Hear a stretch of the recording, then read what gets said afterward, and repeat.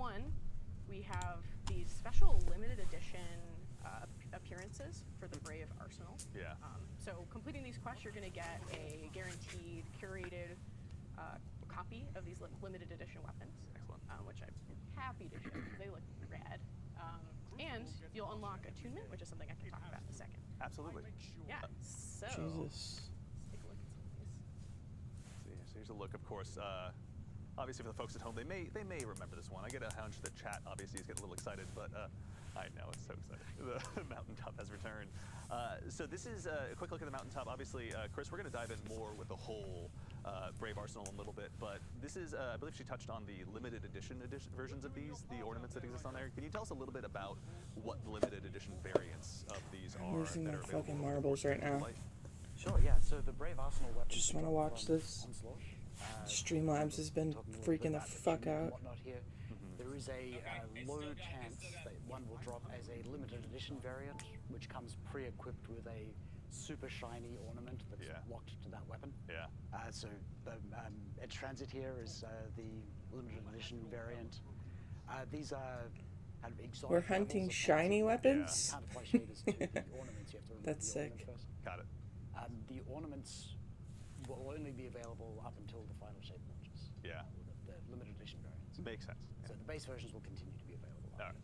So this is the ultimate I was there version with the limited edition on there, but other than that, after the final shape launches, people will still be able to get these weapons and keep farming for them. Yeah, there's like they have super cool visuals. They drop with double perks in both trait columns, but they don't have any other gameplay differences. So if you've got a great base weapon, you don't need to go and get Just cosmetic.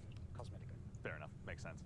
Nice. All right, we're going to be able to test these out in a little bit. So obviously, we're going to go through all of these here in just a bit. Chat, there's a taste of just a few. We're glad that you get a chance to go ahead and check it out. But also, too, for the folks that want to go ahead and farm these rolls out, Kelsey, I believe you just mentioned attunement. Can you tell us a little bit more about that before we move on?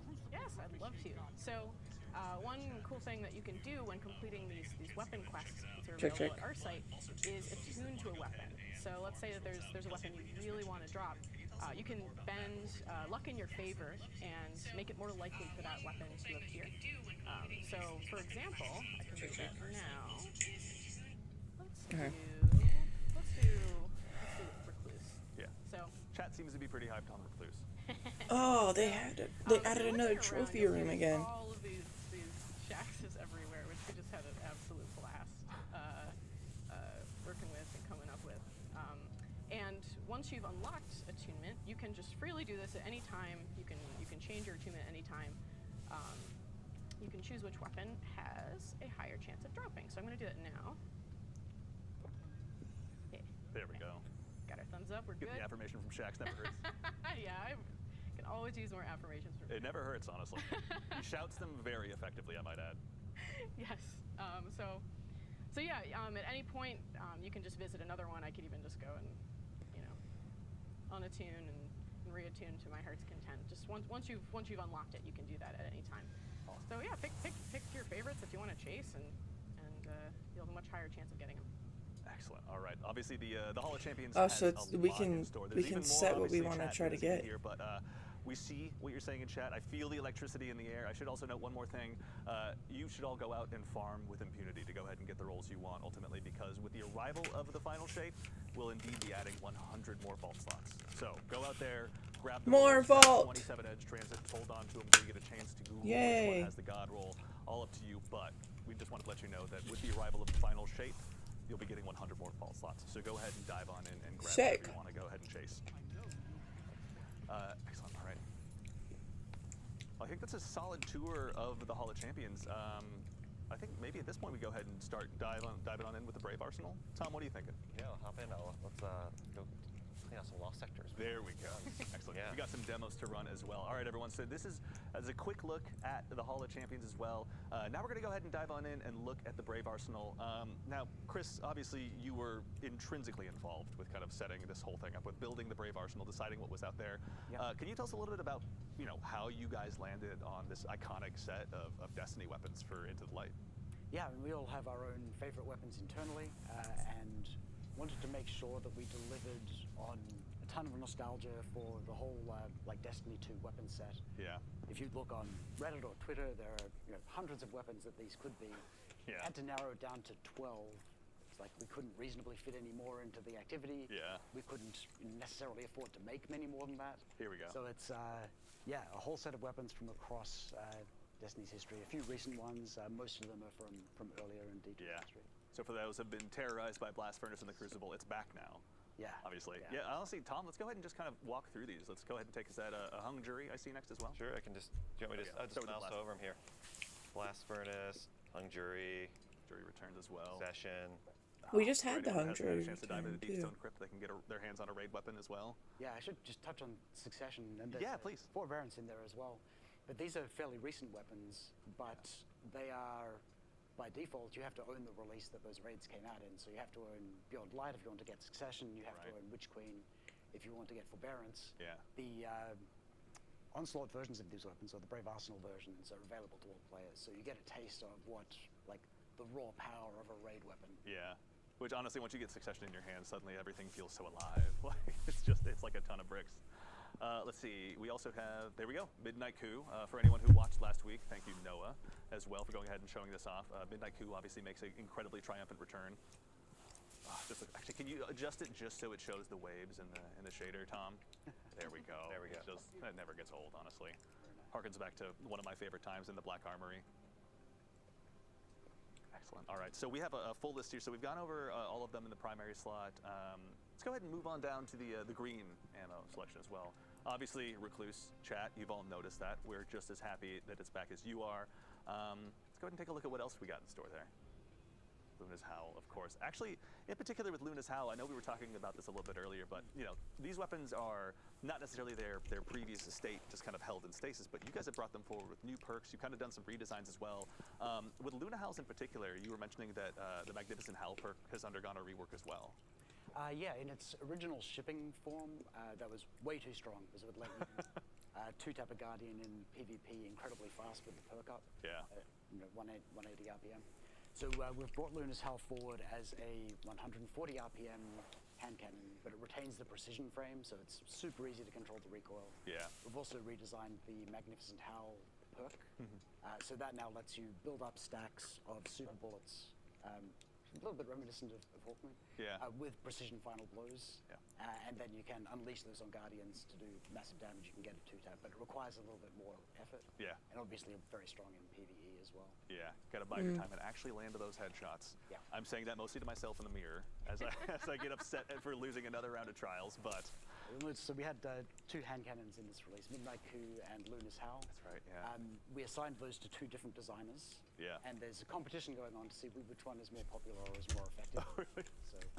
So everyone out there in chat right now should let us know which one of those 2 ends up being their favorite. Yep. We have an actual debt to settle internally here by the sounds of it. Which one do you think is going to win, Chris? I'm a little biased. A little biased? I have my Midnight Coup from the Leviathan raid still in my vault. Oh, yeah. I'm deeply attached to that weapon. Fair enough. All right. We'll see. Let's see here. All right. Also, Elsie's. So actually, here's a cool one as well. Yeah. This is no longer the Stranger's rifle. This is Elsie's rifle now. Yeah, Elsie's no longer a stranger. That's right, yeah. But yeah, this is a really iconic Destiny 1 weapon that everyone who played through the Destiny 1 campaign would have acquired as the Stranger's rifle. The rename. It's come forward with as close to its original feel as we could manage, updated for the Destiny 2 sandbox. It's got a ton of cool new traits. It's really very, very strong, high impact pulse rifle. It's running the Rewind rounds perk, which we made for Bolt of Glass. Yeah. The D2 version, which harks back to the original perks on the Stranger's Rifle in D1 as well. This one already looks filthy, if I might say, with Zenron and Desperado on there. Yeah. Did the room get colder, or what just happened? And also, too, so there's a new, actually, as long as they're there, there's a new origin trait, pardon me, as well on these. Yeah, that's right. So yeah, the Indomitability trait, final blows with a... Abominable trait.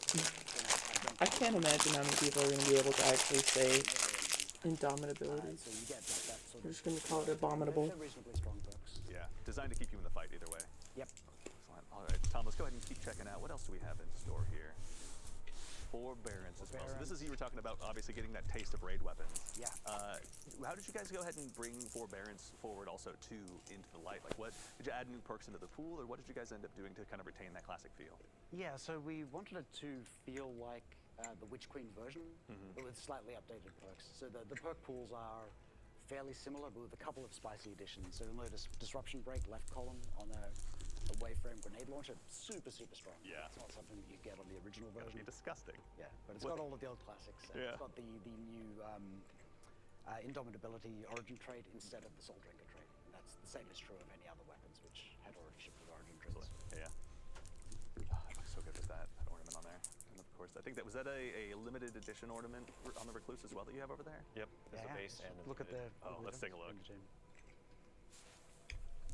There we go. That's, again, the ultimate I was there. As you go ahead and begin your showdown with the Witness, with the arrival of the final shape, doesn't hurt to have one of these sitting on your hip, obviously, to go ahead and make a statement the moment you walk into the room. Yeah, and this one is the curated version. The natural drops of the limited edition variants do have double brick up. That's right. Yeah. Excellent. And of course, our beloved Edge Transit. Yeah, couldn't keep it away if we wanted to. When we were looking at the fan favorite weapons, like we wanted to bring forward some of the strongest weapons from Forsaken. Yeah. He has like fond memories of blasting away raid bosses with that transit. Yeah. I'm just kidding. There's amazing memes associated with this weapon. Yeah. We actually brought it forward as one of the strongest heavy ammo grenade launchers. Yeah, I was going to say, we were talking about that earlier. You're saying this one just hits like an absolute ton of bricks now. Oh yeah, you can see some of the perks there. It's pretty wild. I mean, honestly, yeah, this is looking pretty good. This is one that would obviously find a home in my loadout. My Void one specifically, but I'm also picky about that kind of thing. All right, what else do we have here in this bottom row? The one and only, the Falling Guillotine. Now, actually, one thing that you mentioned as we were kind of talking about this earlier as well that was kind of cool is this is also going to be probably the first sword outside of those available in Crota's End, I believe, that has sword logic on it as well. Yeah, that's right. Roll with sword logic. Seemed like a great opportunity to put that perk on something that isn't from that raid Yeah. a little bit earlier than we would normally put. It's gonna have sword logic? onto a new weapon. Yeah. I'm also going to echo chat here for a second. Is that Eager Edge I see on there? That is an Eager Edge. Yeah, Okay. it'll only be the second sword outside of 30th anniversary. Yeah. I have access to It that. would basically just be the Slammer and then the Falling Guillotine from... Yeah, that's it. That's exciting. Yeah, and this one has like the classic Void perk combo of Repulsive Brace, Yeah. destabilizing rounds. It's all fun, and a lot of other strong ones. It just doesn't get old, honestly, yeah. Yeah. And then, of course, we're also joined by the Hammerhead.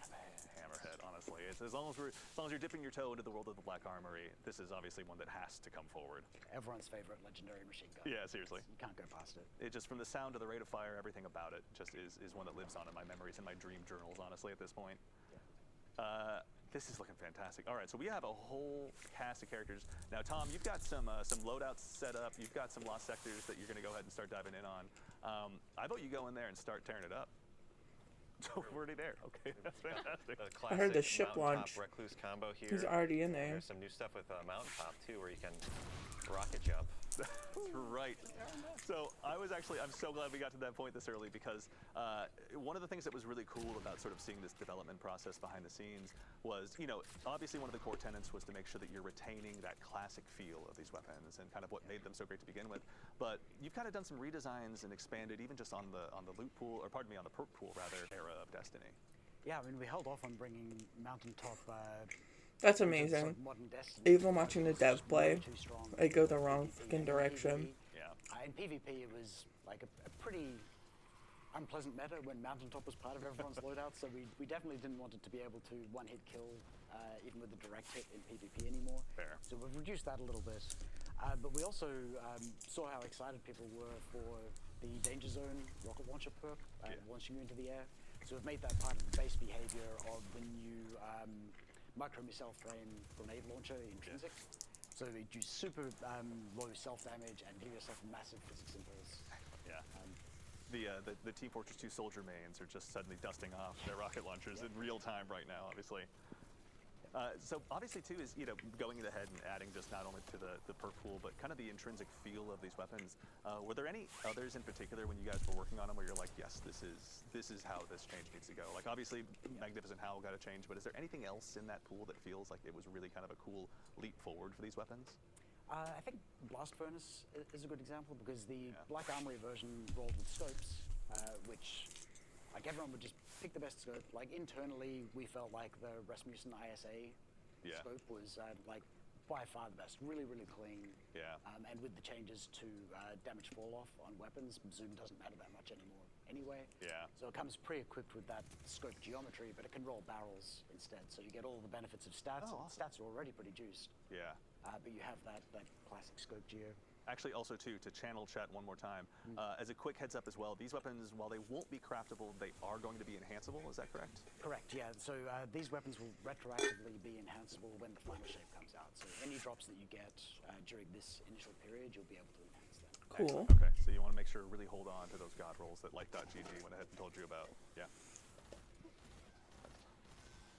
All right, so Tom, you've swapped your loadout now? Is this Blast Furnace we see you were? Yeah, you were just talking about Blast Furnace, so I thought I'd hop over to it. It's thematic, yeah.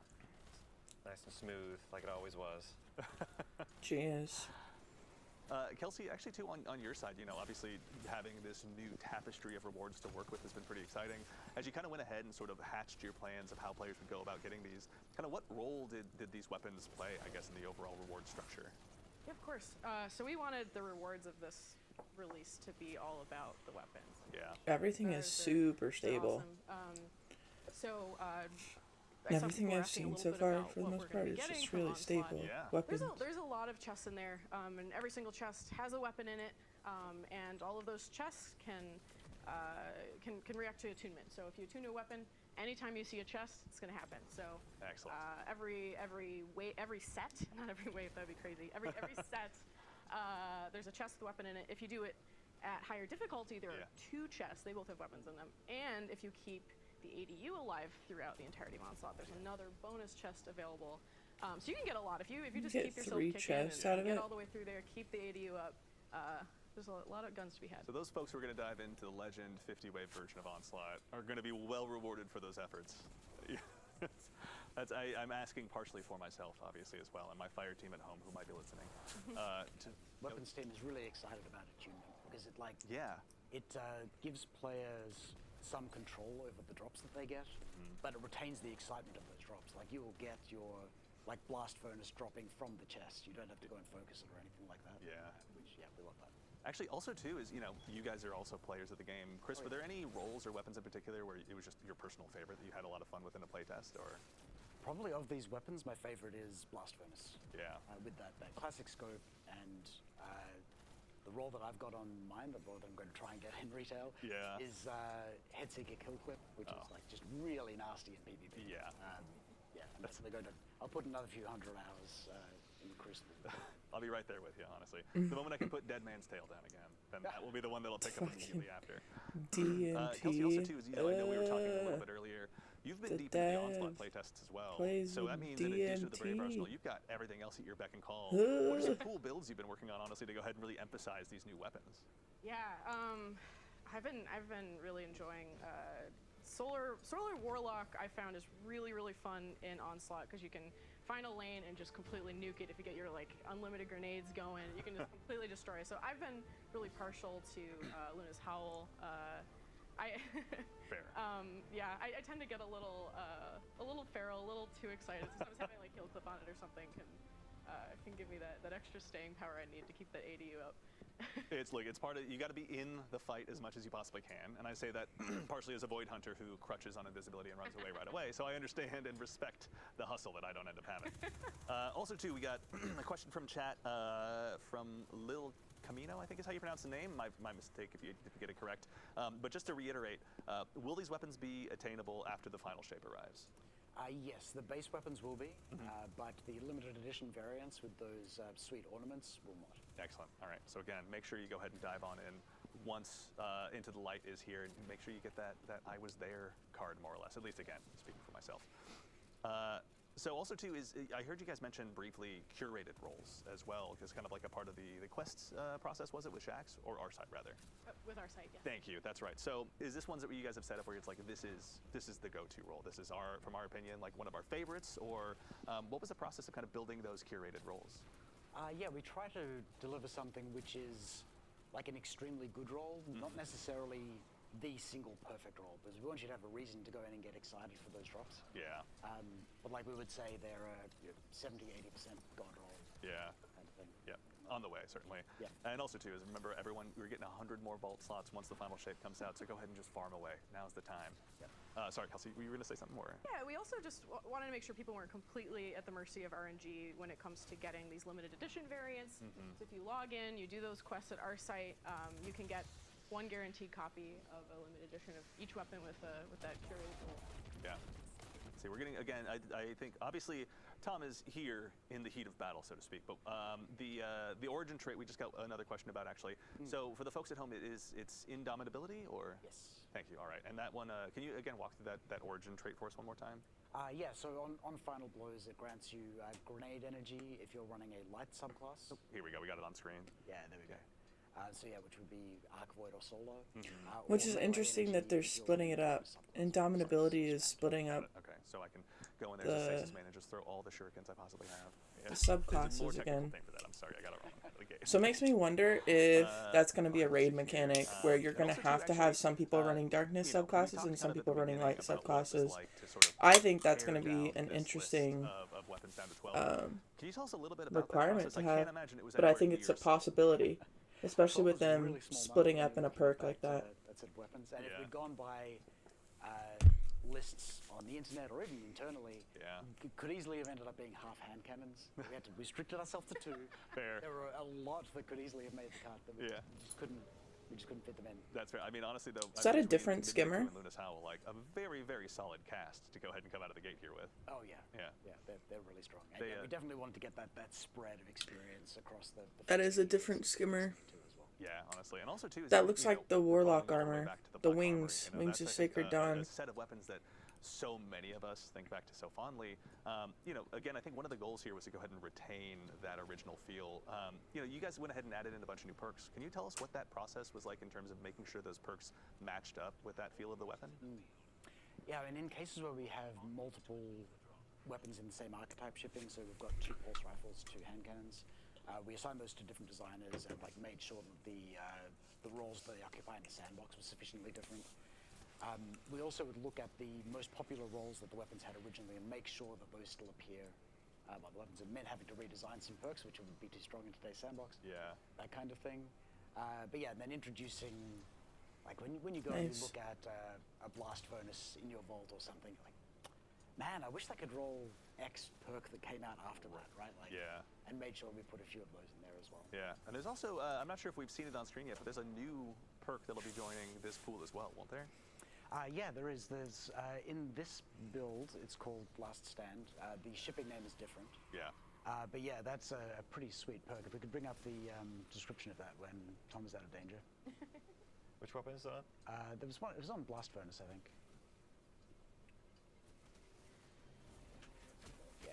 Let me get a shot. Oh, there we go. All right, well, we'll let him defend himself briefly. Yeah. But we do have a couple questions from chat as well. So there's one that asks, Flo's Knuckles, I believe. There we go. Can we grind Onslaught multiple times for multiple drops? I'm assuming this is just go ahead and dive on it and grind to your heart's content. Yes, you'll be getting weapons every run. You'll also be getting currency from shacks that you can bring back, and you can throw in that chest that I showed you, so you can just keep opening that chest. Just keep going. Dive on it, honestly. Yeah, go ahead and chase that roll, whatever you want. Also, too, one more quick question from chat. Mega125358, pardon me, Mega, asks, can you take the limited edition ornament off and put it on another copy of the weapon, or is it just on that one weapon? So you can remove it. You can't put it on something else. Cool. It's locked to the weapon that it dropped on. Makes sense, yeah. I mean, honestly, when it looks that good, you just gotta go ahead and stick with what you got, you know?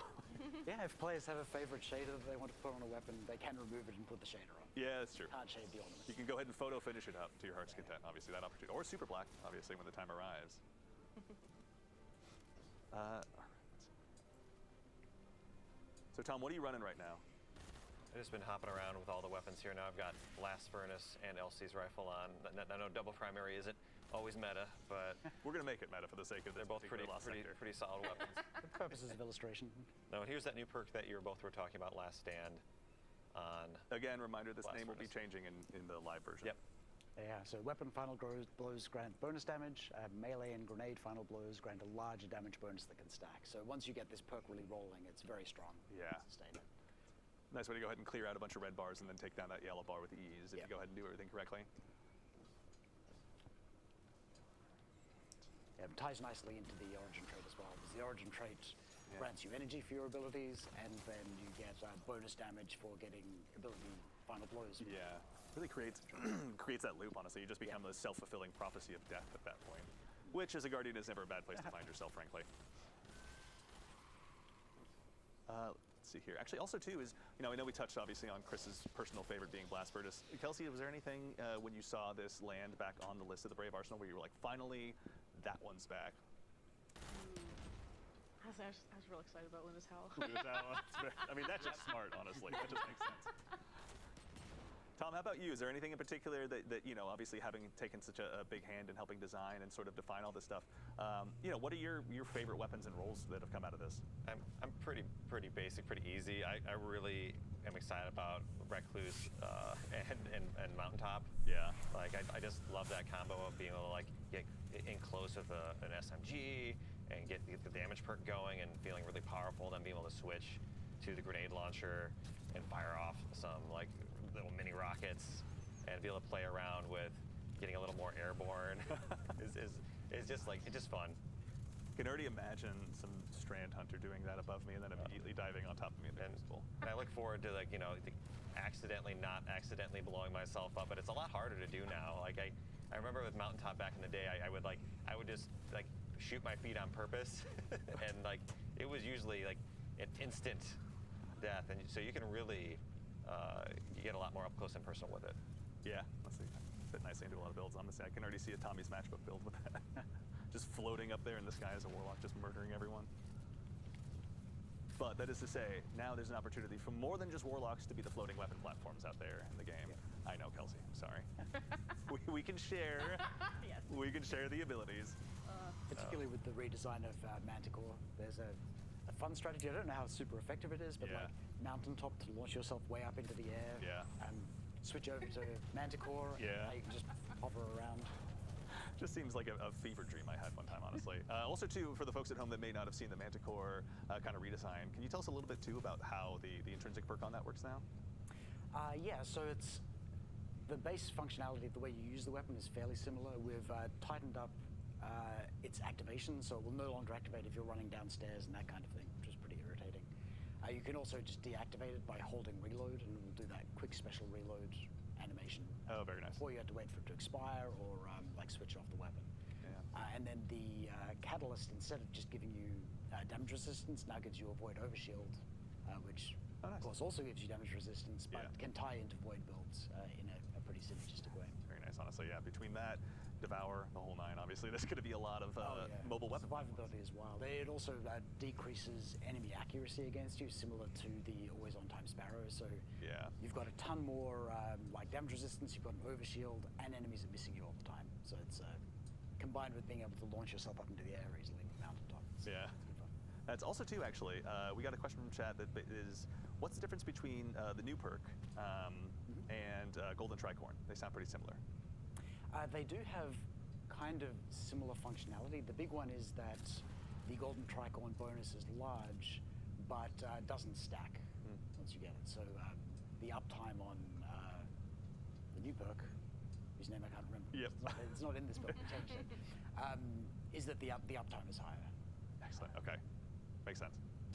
Also, we got another chat as well. Chat question for me, I should say. Will the weapon ornaments for Luna's Howl and the Recluse be equipable for the new versions of those weapons? Yes, they will. Oh, awesome. Both for the base versions and for the variants, you can equip any ornaments that you've got. Players have already noticed that some of those are showing up later in the season in the Bright Dust store. For anyone out there that might go ahead and check through the databases, they might have noticed something potentially.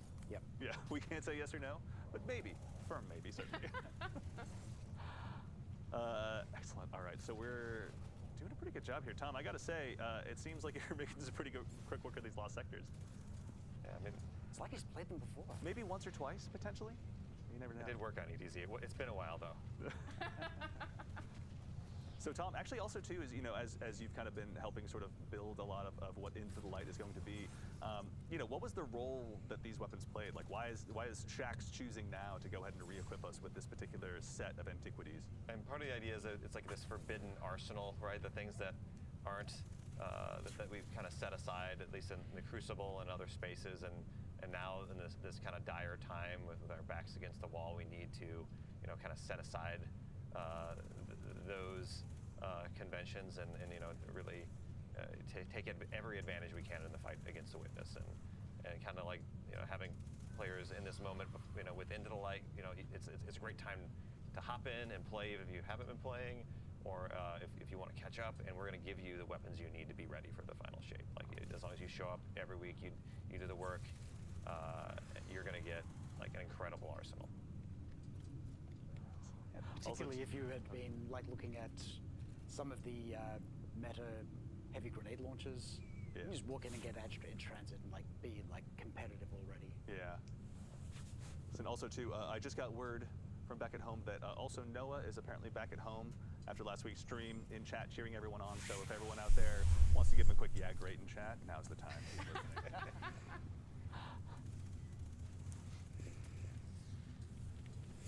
Alrighty. I really like auto-loading Hoster on Mountaintop. Oh yeah. It's, I mean, I've got strong. a Fighting Lion, Pardon Our Dust loadout that obviously hinges pretty heavily on auto-loading holster because I never want to stop shooting any grenades. I'm one of those. I'm sorry, everyone. We're getting some love for Noah in the chat. All right, love to see it. So also too, actually, you know, over the course of developing kind of this new reward structure, was there anything about it where you're like, all right, this is the moment, like Onslaught is set up just right. Like, what was it like kind of building this structure for players to go ahead and just reinvest in, I guess? Yeah. I think when we finally got the loot explosion going, there was this whole conversation and how we want it to feel when you open the chest and all this stuff, and all these people working together doing tech stuff to make sure it all worked great and everyone doing their part, and then, you know, finally getting in there and just running through and seeing everything just like, I guess all of your work just like flying through the air and space was just really satisfying, and it really felt like it was coming together. I'm also really partial to when we start getting more icons and world art coming in. The space really started to feel tangible. When Shax finally had the guns in his hands in the and all the hollow Shaxes for a while, they're just like this, you know. Did you guys have that vision of the hollow Shaxes like right away? You were like, this is how we want it to be, or was it just, what was the